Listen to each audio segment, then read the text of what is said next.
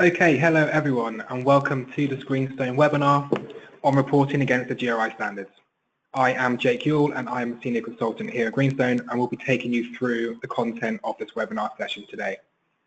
So firstly, a bit of admin. We will be making the slides available after the webinar if requested, and as we only have 30 minutes today and as we have quite a lot of content to get through, we may not be able to answer all of the questions during the presentation. We will try to, but may not be possible.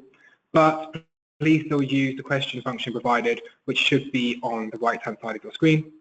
And if we do not manage to answer a question immediately, we will follow up on all questions asked after the webinar.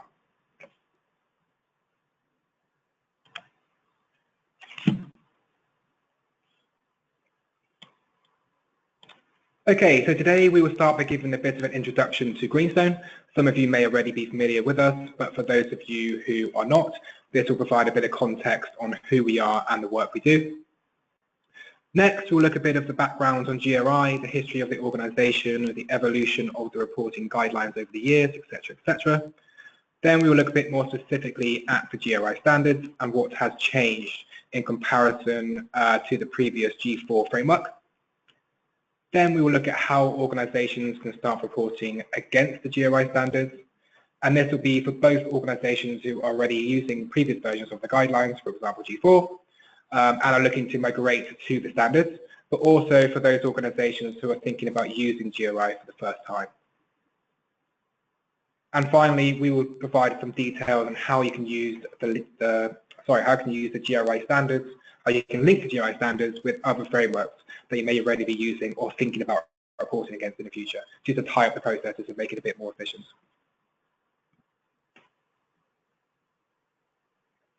Okay, so a bit about Greenstone. We are a non-financial reporting and responsible sourcing solutions company. We provide software that covers data collection, management and reporting around environmental, CSR, health and safety and supply chain areas. All of our solutions are cloud-based, SaaS-hosted platforms, and are used globally by organisations in multiple sectors, which covers professional services, financial services such as banking, manufacturing, government departments, and many other private and public sector areas. So the software is flexible and can and is being used by many different types of organisations.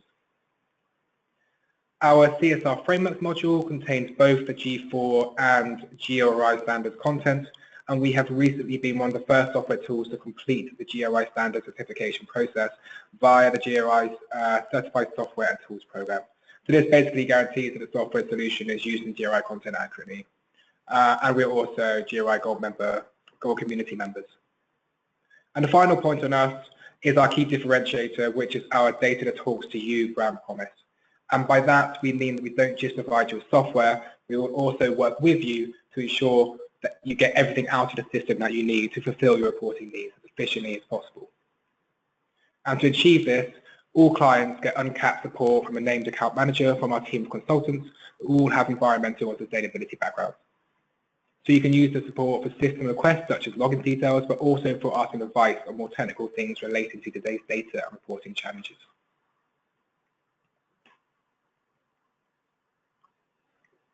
Okay, so that was Greenstone, and now on to the GRI standards, and to start with a bit of background on GRI itself. So I'm sure some of you already have some knowledge on this, but it's useful to go through the history of the GRI to start with, just as it frames some of the discussion points later on in the webinar. So firstly, GRI was established back in 1997 in the United States before relocating to Amsterdam in 2002. It was originally put together by a combination of CERES, the Coalition for Environmentally Responsible Economies, the TEDx Institute, and the United Nations Environment Programme, or UNEP. The first guidelines were launched back in 2000, and there have been 6 updates or iterations that have been released since. So as you can see here, started with GRI G1 in 2000, followed by G2 2002, G3 2006, 3.1 in 2010, G4 came out in 2012-13, and finally GRI Standards, which came out late last year. So this shows that there's been regular updates over the years, and these have been made for various reasons, but primarily to keep the guidelines up to date and reflecting the changes to the sustainability and reporting landscape. For example, one of the key changes in G4 in comparison to previous versions was a significantly increased focus on materiality. So this came about from the realization that not all topic areas are relevant for all organizations, and certainly some topic areas will be more relevant than others. So the emphasis on materiality, which I'll cover a bit more detail about the process later on, so that increased emphasis means that companies can focus more on areas that are most relevant to them, which is obviously great. And it is also worth mentioning here that GRI standards are not G5. The primary change is changing the structure rather than actual content changes. But again, we'll go through that in more detail shortly. So a bit more background here. The GRI has now long been and is likely to continue to be the most widely used reporting framework globally. And on the GRI online database, there are currently over 10,000 organizations and 26,000 GRI reports that are available for you to search through and view. Another key point here is that the GRI is not sector specific and can be used by all types of organizations, both in the private and public sectors. Although there are supplementary sector disclosures that are the GRI standards recommend you to use, and actually these are currently still the G4 versions, but it's not a requirement to use these, and instead companies should focus more on the material topic areas, whether that is sector specific or more general. And the final point here is that the GRI is very prescriptive. So all disclosures are very clear in what they require companies to do and report on. This is quite different to some of the other frameworks out there, such as the Sustainable Development Goals, for example, or the UN Global Compact. And these contain much more high-level statements, and the actual reporting process and requirements is a bit less defined. And in our experience of working with organizations on these many different frameworks, the fact that GRI are very clear does make it much easier to identify what data needs to be collected and what actually needs to be reported.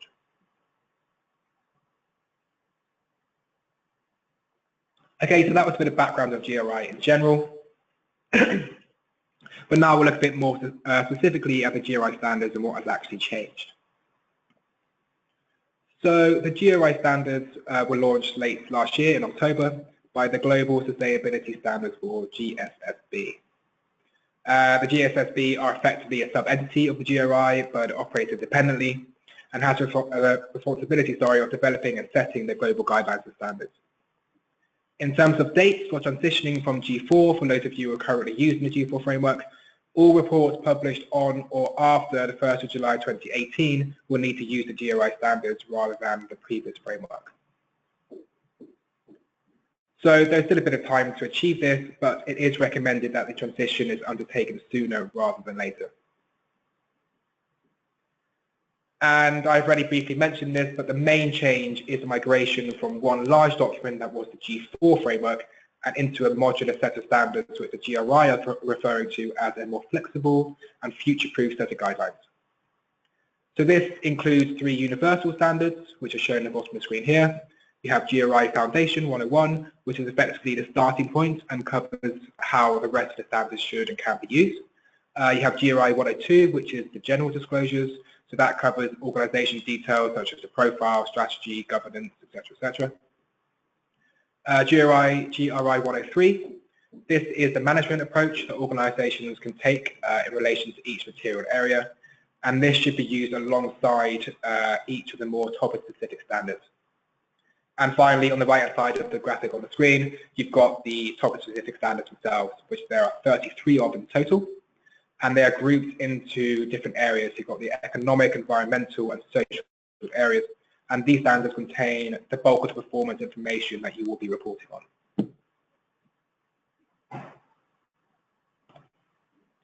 So why has the GRI moved from G4 to the GRI standards? Well, thinking more broadly, the purpose of updating the framework over the years has been to keep the guidelines up to date with the modern landscape and to keep helping companies be more transparent in their reporting and their sustainability efforts. But in particular this time, there's a focus on Sustainable Development Goals, SDGs, and the GRI are hoping that the standards will help companies contribute to the many goals and targets within the SDGs framework. But thinking more specifically, the change to a modular approach has been introduced primarily to allow the GRI to update individual areas without having to relaunch the entire framework. So previously, because G4 was in one document, it was one framework, GRI had to, if they wanted to update one of those areas, they have to update the whole thing in one go. But now, one of the 33 topic-specific standards could be updated without changing, making changes to the other areas. And it is the GSSB, which I mentioned earlier, it's their work program, which outlines and covers the regular review of particular areas. So this process is already underway with GRI 303 water and GRI 403 occupational health and safety, the current areas that are being reviewed currently. And the way that this will work is that there's a date associated with each standard. So currently everything is associated with 2016, as that is when they were first released. But when the water and HNS updates are issued, these particular standards will become GRI 303 water 2017 and GRI 403, etc. 2017, assuming and if the updates are finalized this year. So you'll always be able to see when the standards were last updated.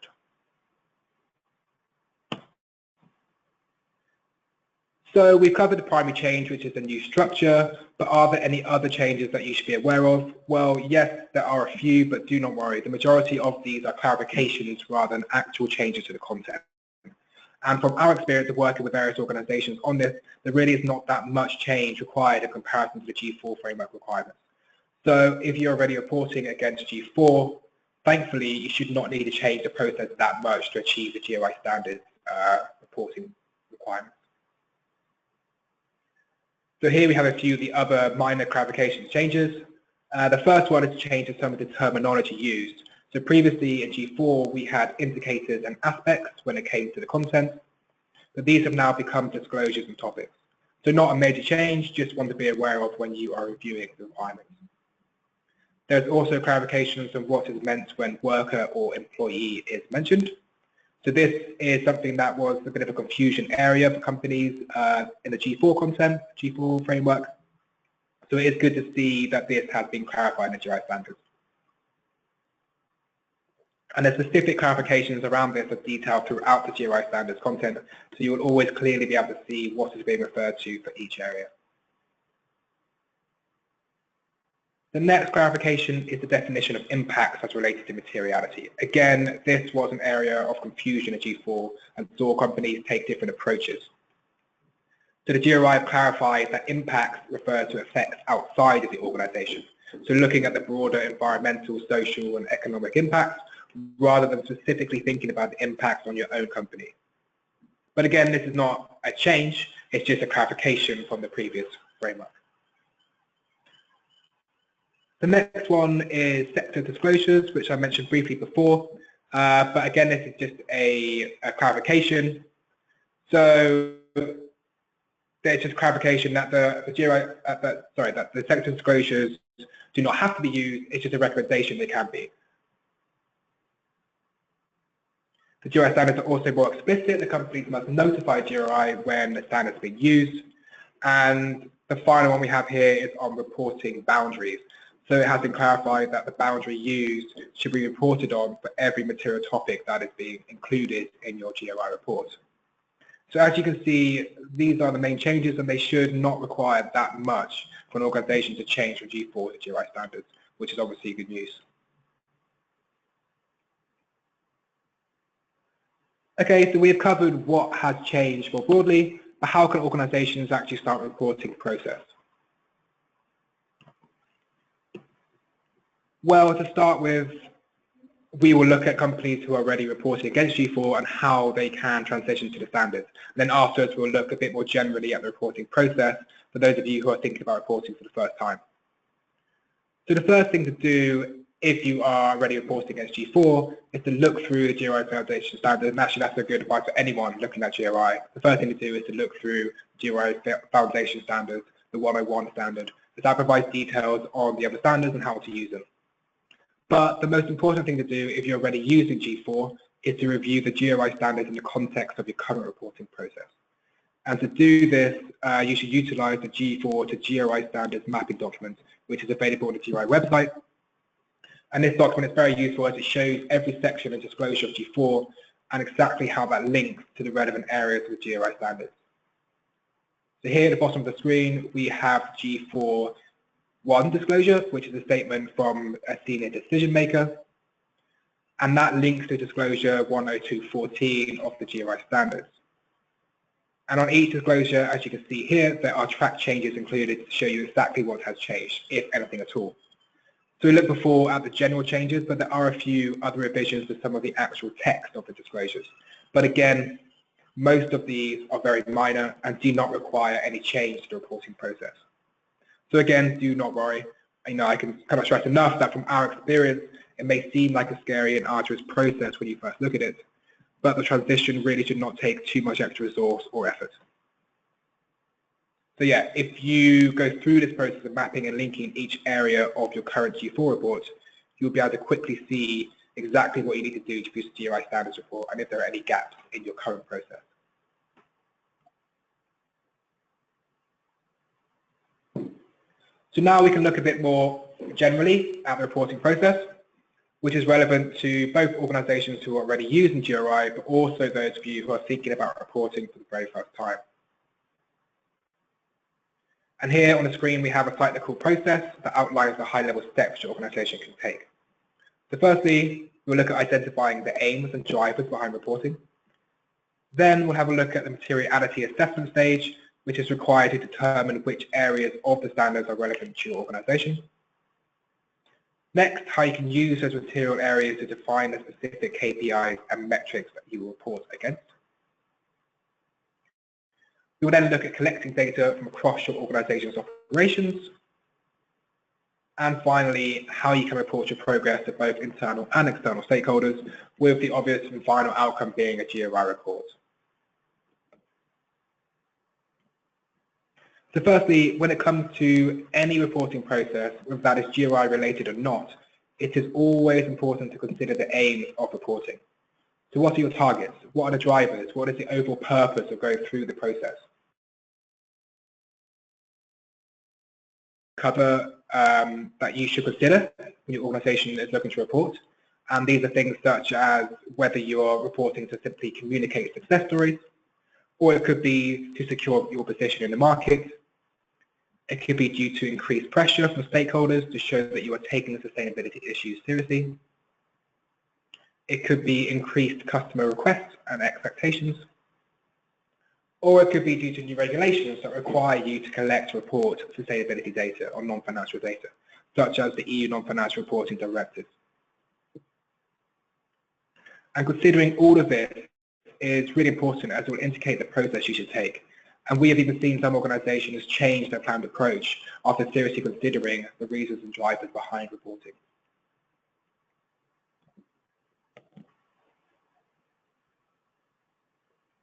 So next we have the materiality assessment, which, as I've mentioned before, is a core part of the GRI's guidelines. So some or most of you may already be familiar with the idea of materiality and may have even gone through a full and comprehensive assessment process before.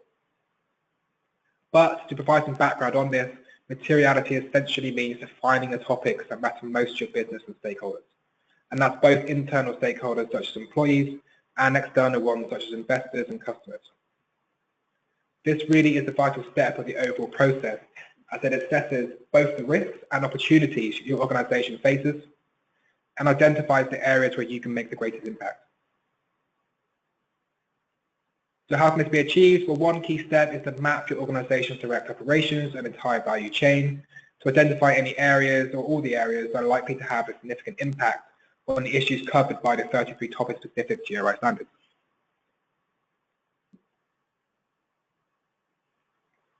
And whilst doing this mapping process, there are a few things that you should always consider. Firstly, make sure you consider both current and future impacts. Business strategies and operations are obviously change over time and they should not be ignored during the process. You should also be sure to focus both on positive and negative impacts. Often companies will focus on areas where they're likely to have a negative impact, but it's essential that the positive impacts of operations are considered as well. Geographical context is obviously key. Ensure you give due consideration to the proximity of business activities in particular locations that have a low performance in any area. Now, for example, a country with poor labour rights or the need for increased levels of sustainable energy. And finally, be sure to take into account both internal and external stakeholders. It's likely that your external stakeholders will have a different opinion on which areas are important to your organisation, and these differing views should be factored into your final list of material topics.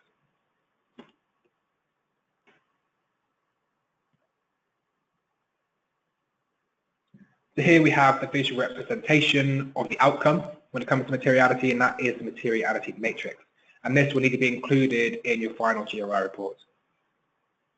So this is included to communicate to readers how you've gone through the process, prioritizing material areas. At the bottom of the matrix, you've got the impact and the influence of stakeholders on the y-axis. And it is the impact along the bottom that has been clarified, and that's what I spoke about a bit previously. So the graph on the left here, that's the example from the GRI guidance. And we also have real examples from Unilever and Nestle on the screen as well. So they are quite similar, as you can see, but it's just been designed slightly differently. And the GRI recommends that materiality assessment is undertaken on an annual basis, and that's because material topics can change year on year.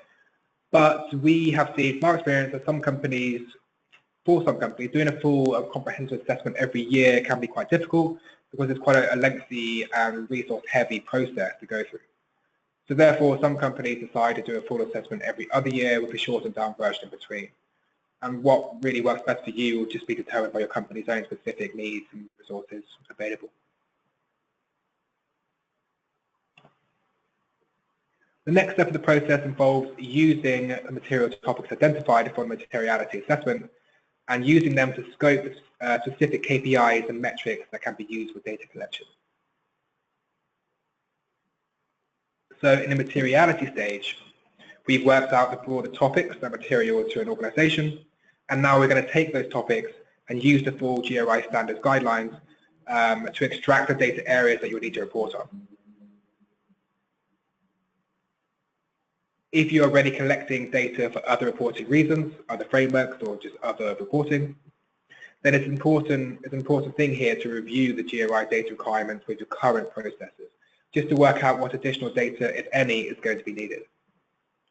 And at the bottom here on the screen, we have an example of a specific GRI Standards reporting requirements. And this has been taken from GRI 305 emissions. So if you've identified that carbon emissions are a material area to your organisation, which I'm sure it will be, this is some of the information that you will need to report on to fulfill the GRI requirements. And I won't read through all this now, but you can see this in the full GRI standard, which is available online.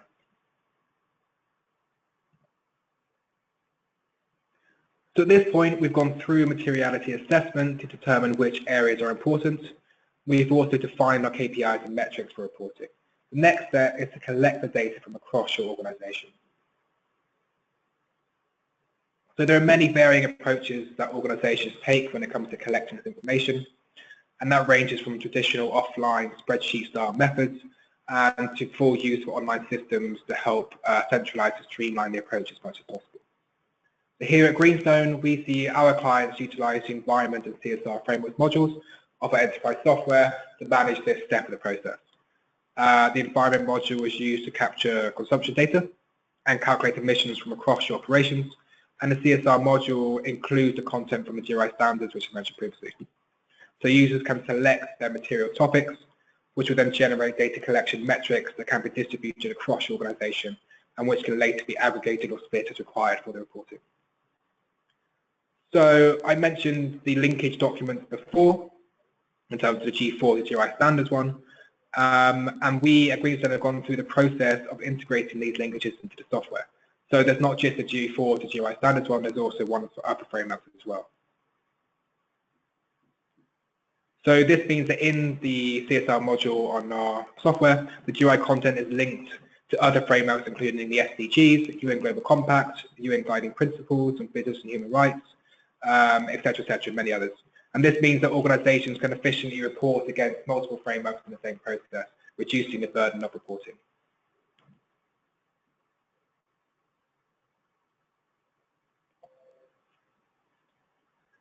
So The final step is to use the data collected to produce a GRI report. And there are two ways that organizations can report against GRI, and that is by either being in accordance with GRI or by producing a GRI referenced report. In accordance is the more complete GRI report, where you've gone through the entire process and can either be a core or comprehensive report, depending on the level of detail you've gone through. And GRI reference means that you've not gone through the entire process, but you have used parts of the standards and disclosures. And it's worth highlighting here that there are two things you must include in your report. Firstly, materiality matrix, which we went through earlier, but also a GRI content index, which is effectively a table which provides details on exactly which disclosures have been reported on, where these can be found within the report, and the table should also include details such as whether the data has been independently verified. And if you're confused about that content index, then there are templates and guidance available online to help you. And the good thing to do if you are new to the reporting process is to look through reports that other companies have produced. So again, I mentioned the GRI database, which includes thousands of examples which you can look at, and these example front covers, which are on the screen now, have been taken from that database. So that was the reporting process. And we will now quickly look at how you can link the GRI standards with other frameworks. So I've already mentioned the linkage documents previously, but I really would recommend that you use these documents to see how you can report against multiple frameworks in the same process. Many organizations today are reporting against multiple frameworks, and you certainly do not need to have a completely separate process to fulfill the requirements of each one. These documents are available on the GRI website via their resource center, and if you use them properly, it will certainly result in a minimized reporting burden.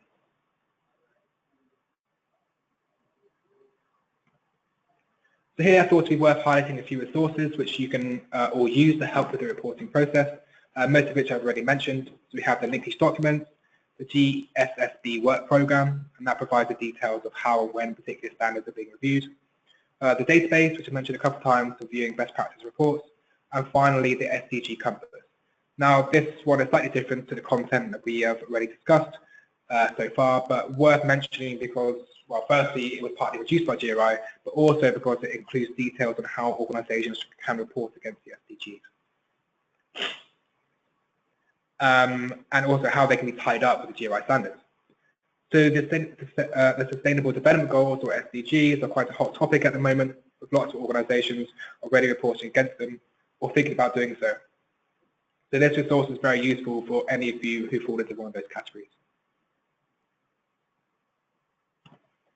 And the final thing I wanted to highlight today is that here at Greenstone, we are offering all of you attendees a free 30-minute GRI readiness assessment, where we will review your current reporting processes and look at what you can do to report against the standards. This is a limited time offer, which will be valid for just for June. So if you are interested, please do get in touch via the contact details shown here, and we can get the online session set up. And this is for organizations at all levels of reporting. So please do get in touch if you're new to GRI, but also if you're already using the guidelines. Okay, so that concludes the content for today's webinar. We've covered the background on GRI, what has changed in the standards, and how you can report against them.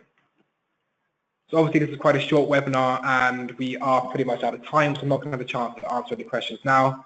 But if you do want to discuss anything further, please do get in touch, and any questions that have been asked, we will get back to you directly, so do not worry. Okay, thanks everyone. I hope you found it useful. Have a good day. Thanks.